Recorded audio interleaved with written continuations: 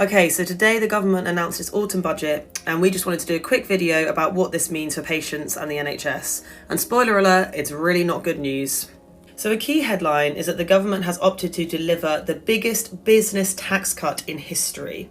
And meanwhile, despite desperate need, there has been no extra funding allocated to our NHS. And on top of this, the truth is that the Treasury has baked in enormous spending cuts from 2025 onwards. Under these cuts, by 2028, day-to-day spending in some departments would be 16% lower than today.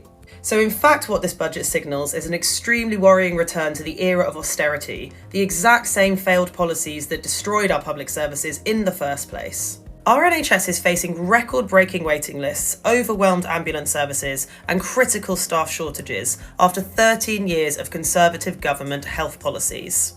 Another round of austerity will only make this worse. Our NHS is crying out for investment. The government has also decided to raid NHS capital budgets in order to cover the costs of the impact of industrial action. These capital budgets are urgently needed to fix crumbling hospitals and other broken NHS facilities. NHS leaders have already warned that this is going to have a devastating impact on patient care. With no more money for the NHS and these forced spending cuts on public services, our health service is almost certainly going to have to abandon some or all of the plans it will have been making to manage the forthcoming winter crisis. The grim reality is that patients will die as a result of these financial decisions.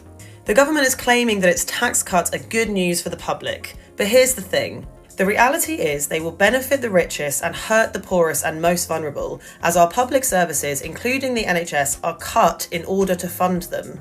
So what actually is the solution to this mess? Well, there is a very obvious solution. It's taxing corporations and the rich. This is essential in order to sustainably fund and rebuild our crumbling public services. So in summary, this budget fails to tackle the crisis facing patients in the NHS, signals a worrying return to the era of austerity, and prioritises the pockets of the wealthy over the public services that all of us rely on every single day. We all deserve so much better than this. If you want to fight for an economy and a health system that actually prioritises patients' health and lives over private profits, then give us a follow and join our movement today.